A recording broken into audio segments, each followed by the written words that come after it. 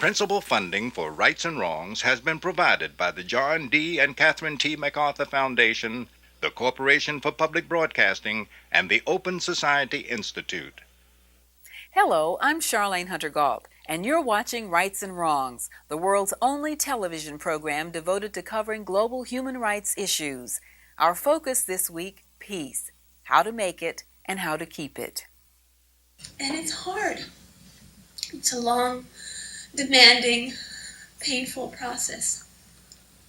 But it's about a world that has a real chance for change.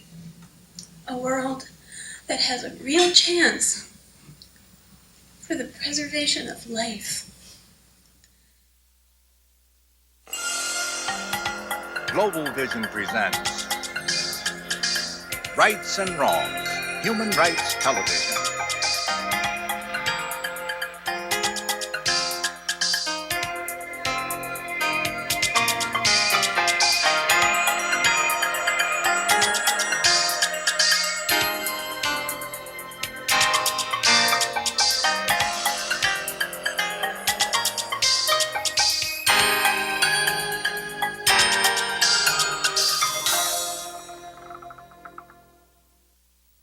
Treaties and handshakes, bombings and massacres. These very public parts of waging war and making peace are usually well covered by the media. But rarely are we taken behind the scenes of the arduous 2 steps forward, 1 step backward process of conflict resolution and peacemaking. In this special edition of Rights and Wrongs, On the Edge of Peace in the Middle East.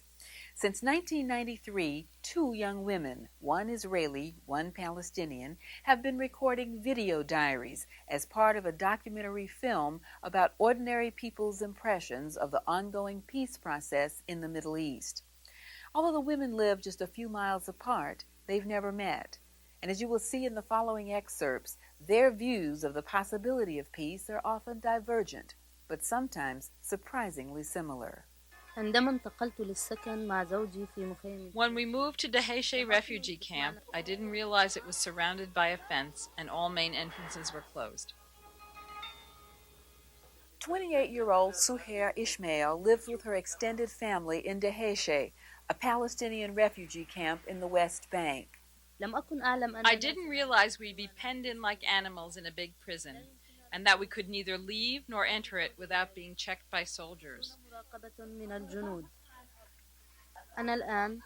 I live here now with my husband Najib, next door to his sister, her husband and children in the Daheche refugee camp.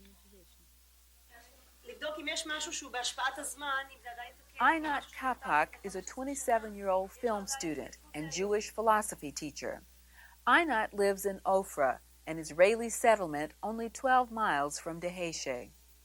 I've lived in Ofra for the past 19 years, and Ofra is a settlement. But I'm not sure that I am a settler. My eyes don't glow with messianic fervor, nor do I carry a gun. I don't want to kill Arabs. I don't make myself a target for stone throwers or throw stones back. Yet I am deeply upset by the present situation. Our diarist began taping in late 1993, shortly after Israeli Prime Minister Yitzhak Rabin and Palestinian leader Yasser Arafat sealed a new peace agreement with a historic handshake on the White House lawn.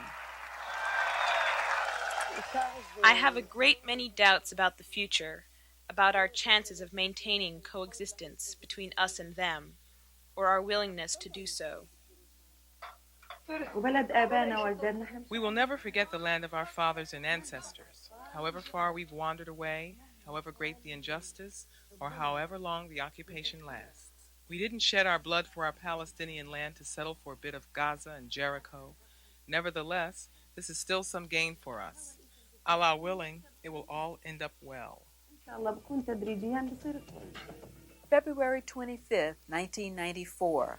שלום רב לכם, עדכון חדשות מיוחד במערת המכפלה. הבוקר אחד האירועים הקשים ביותר בתולדות הסכסוך הערבי-ישראלי. 39... Baruch Goldstein, a right-wing Israeli settler, began shooting in a crowded mosque in the West Bank town of Hebron.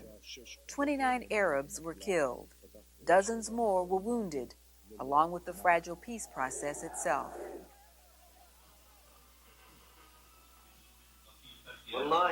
If the Palestinians were armed, they wouldn't do such a thing. They wouldn't dare.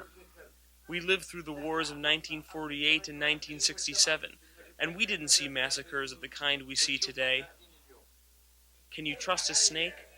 Never.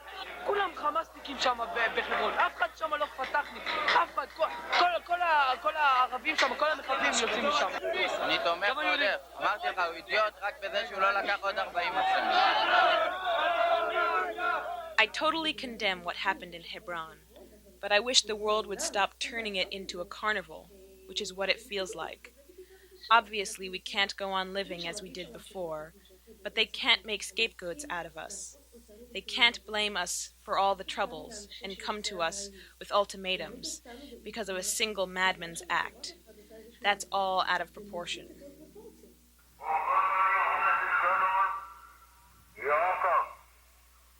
In the aftermath of the massacre, Palestinian refugee camps were put under curfew. Israeli soldiers began house-to-house searches to discourage revenge attacks. When they came to Suhair's house, she turned on her camera.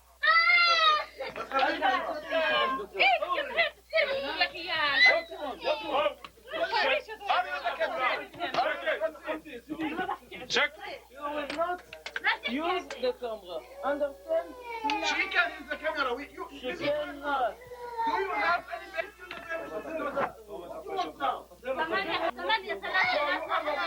Rabin needs sometimes a permission. You are a judge in the court? I'm not Rabin the Peret. So please, I'm asking you to leave my house in peace. It's enough. Okay, you want me to leave my house and tell what you want from my house? You are for just 20 years here. I'm living here for 1 century now. This is the first time I'm seeing a soldier like you. I'm asking for a cutscene. Please, I'm not speaking. So what you want now? מבינה? ואני לא רוצה לראות את המצלמה פה למה לשבור לכם. קצין, את לא תצלמים פה. איפה דגן? דבר שיש פה עושה בלגן. The Hebron massacre left behind a sense of atrocious loneliness. We've been thrown to the dogs. There's such hatred against us. This hatred emanates from the radio and television as they go on and on and on with their reports. I'm not saying it's been blown out of proportion. It's just endless. They keep talking of evacuating us, suggesting we shouldn't be allowed to carry arms. We feel as if there's someone who is rejoicing at the bloodshed in Hebron, and that's the media and the leftists. I don't normally talk about the media and the left like this. I don't like to generalize. But they do seem to be thinking, now's our chance to nail them. The Hebron massacre sparked demonstrations by the Israeli left, calling for the removal of all settlements, and counter-demonstrations from the Israeli right.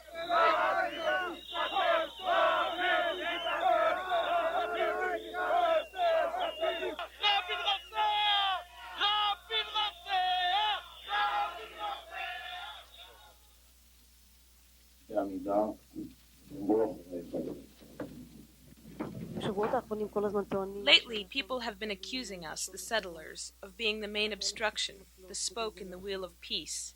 This is ridiculous. As if it's not Hamas who murder people, who speak openly of destruction and sabotage by terror. Yet the enemies of peace are us, not them. I'm an inseparable part of one great entity, which can be defined as the land of Israel or the people of Israel.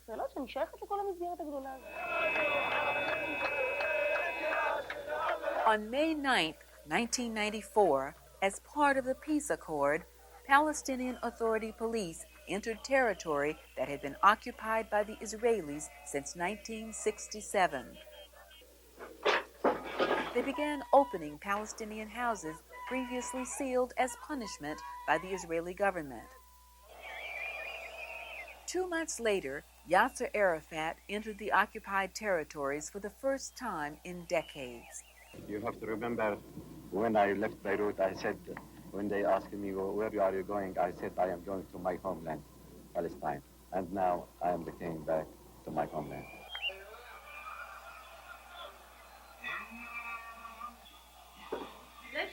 Why aren't you watching Arafat's speech?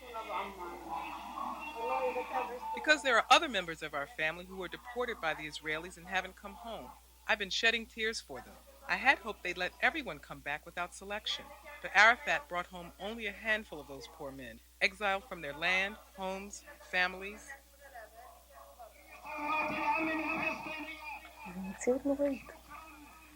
It's really getting to me, those senseless words of Arafat.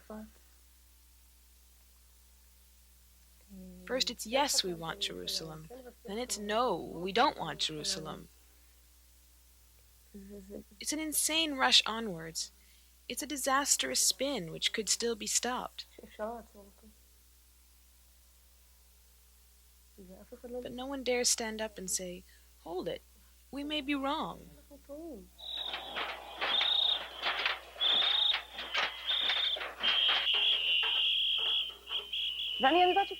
Everyone in this country feels the agreement is too fragile.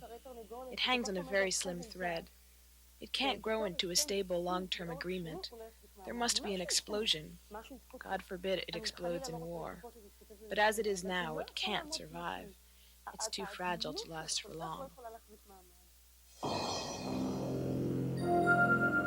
You are watching Rights and Wrongs, Human Rights Television.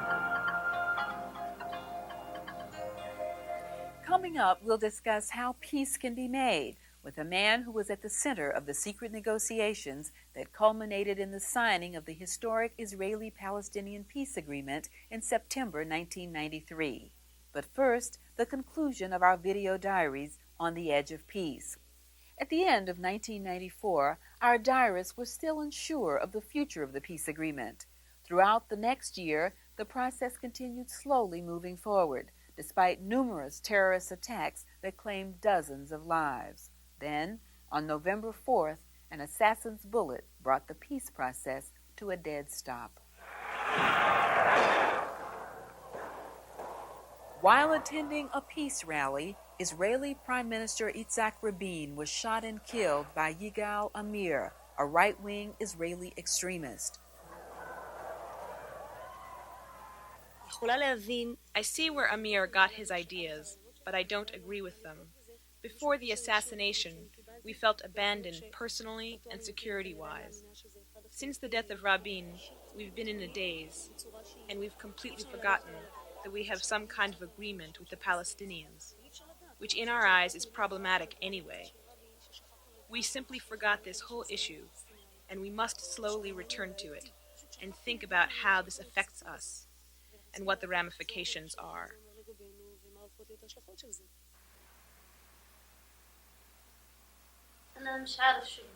What changed after the peace accord and the coming of the Palestinian Authority? Things changed in form only. It is true that the checkpoints are all open, and I can come and go from my house more easily. But what changed in the situation of the people? We expected that the detainees would be freed, that there would be a real Palestinian Authority, not one that is ruled by the Israelis or takes its orders from the Israelis.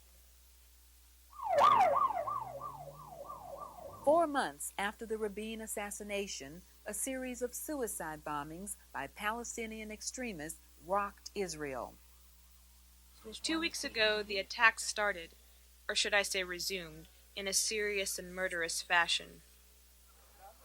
It is very, very hard when people send themselves to blow up in the heart of a group of civilians, and the situation repeats itself again and again, and all this is done with the funding that supports them.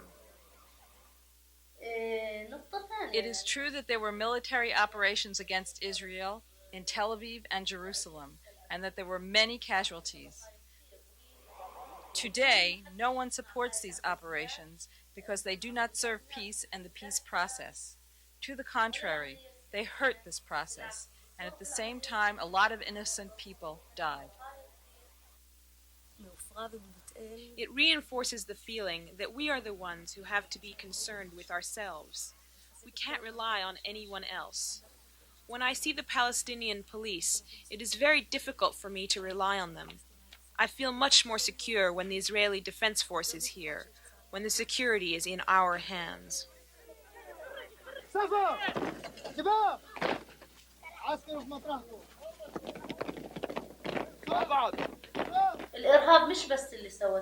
Terrorism is not what Hamas has done or what people talk about as terrorism.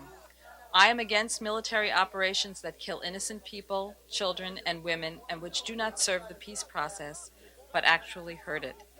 But I am also strongly opposed to the curfew under which children begin to die of hunger. I wonder if this is justice, or if it isn't terrorism, to carry out a collective punishment in this manner.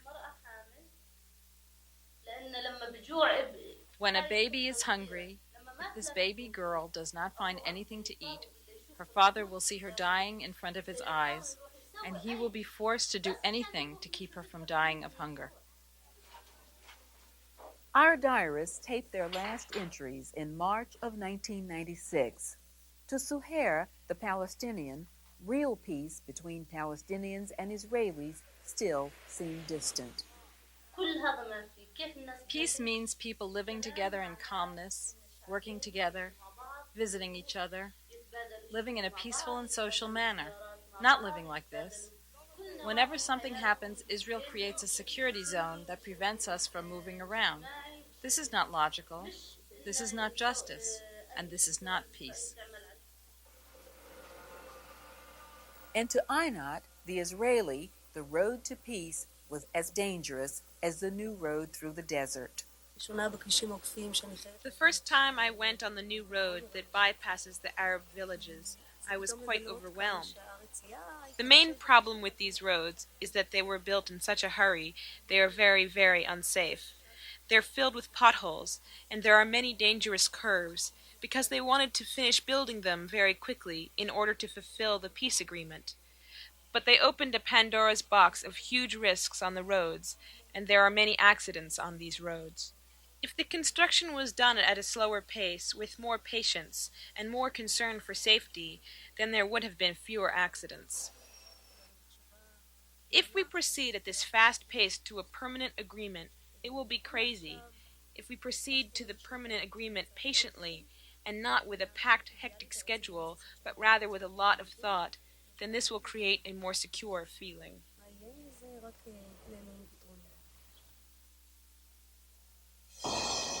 Rights and Wrongs is now online. Please be in touch with us by email and visit our internet site on the World Wide Web. To discuss the process of making peace, we're joined by Terje Larsen, Undersecretary General of the United Nations and its Special Coordinator in the Occupied Territories. In 1993, Mr. Larsen led the Norwegian team behind the Israeli-Palestinian secret peace negotiations. He joins us now from Tel Aviv. Mr. Larsen, welcome. Thank you for joining us. Thank you very much. What is the first step in a peace process of trying to reconcile peoples who've been at odds for centuries, and use perhaps Oslo as the example for us? I think what was the most important thing was that we insisted on having very small delegations, so that there were actually only 3 people on each side. And we also insisted that, this is the second item, that they should live together and stay with each other around the clock, so to speak, have breakfast in the morning, lunch, dinner, long evenings, and being at a fairly isolated place so that they could get to learn each other personally, because trust can only be developed in a person-to-person relationship. Are these the same kind of techniques that you use to sort of penetrate the emotional and psychological barriers that arise between people who've been enemies for long periods of time?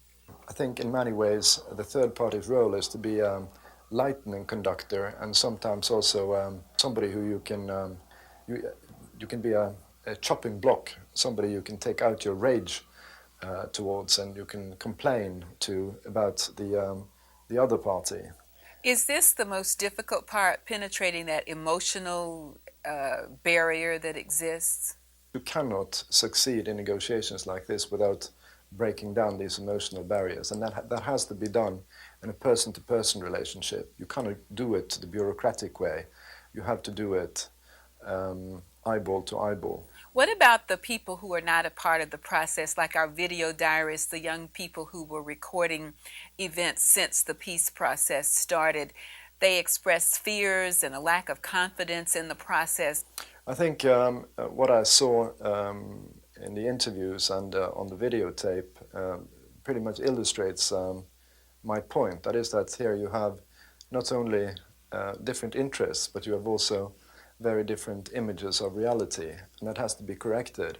And one of the big flaws with the peace process so far is that it has been an elite to elite process, that the relationship between the people at the top is getting cozier and cozier. But in the people-to-people relationship, this has not happened. And I think the videotape in an excellent way demonstrated how that is necessary. As you well know, the terrorist attacks that have taken place have undermined people's confidence in the process. How do you get at that? The Hebron massacre, the wave of terrorist attacks in Jerusalem, Tel Aviv, and outside Ascalon, it has brought us again deep down in a valley of crisis and depression, just as the Hebron massacre did. But I'm very optimistic that we will get out of this valley and that we will move towards new peaks of optimism, because there is no alternative to the peace process. The peace process has crossed the point of no return. It is impossible to turn back, because all alternatives to walking the road of peace will be much more difficult, much more dangerous, and also much more bloody than the path that the parties have been trotting on since 1993 after the Declaration of Principles. How do you get people to accept compromise in negotiations? For example, we heard in Suhair's diary her sister-in-law talking about the ancient injustices and so forth, and saying that they didn't shed their blood for a little piece of Gaza and Jericho. And yet she also says there's still some gain for us. I mean, both sides have to give up something. Is that not right? Yeah, that is, of course, a prerequisite for reaching any agreement. That is, that it has to be a give and take process. But I think that in the case of the Israeli-Palestinian conflict, there is a win-win situation. It is possible to find compromises where both parties will gain something which they do not have currently, and that both parties can be satisfied with a compromise. Well, as you know, Prime Minister Peres has said that he would submit any final peace agreement to a referendum for the Israeli people to vote on. Do you think that's a good idea? I think that the suggestion of having a referendum is excellent, because then it's the people itself that decides. And if there is a majority for it, I mean, it's irreversible. If there is not a majority for it, you can't create peace without having a majority of the population behind it. So I think it's an excellent idea, maybe an absolutely necessary step to, in order to establish a permanent and lasting peace. We now have Arafat and the Palestinian Authority well established in Gaza and throughout a large part of the West Bank, and it is functioning. What we also see is that the two enemies, the PLO and Israel, now mutually have recognized each other, now formally through the Palestinian National Council meeting. And I think this is proof that even very long-standing and very emotionally laden conflicts can be solved if you work it the right way, and if you work with strong willpower and tenacity.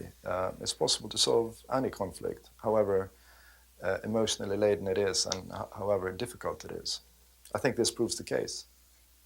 Well, Undersecretary General Larsen, thank you very much for joining us. Thank you very much. It was a pleasure being with you. The process of peace in the Middle East continues. So-called final status negotiations are due to take place in the coming months. These talks will decide the fate of settlements like Einat's and Palestinian statehood. I'm Charlene Hunter-Gault. Thank you for watching Rights and Wrongs.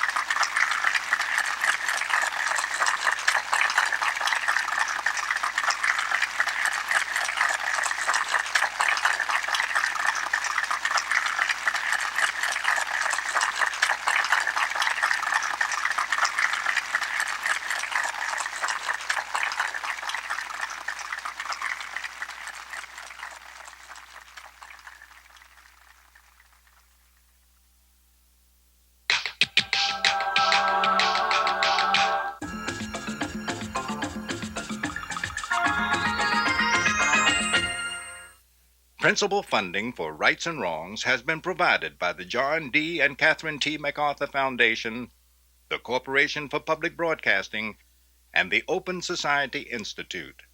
Rights and Wrongs welcomes your written comments and suggestions. You can also order a transcript for $5 or a video cassette for $29.95 plus $5 shipping and handling by writing to the Global Center, Box 311, Radio City Station, New York 10101. Checks or money orders only. Credit card holders may call 1-800-541-2535.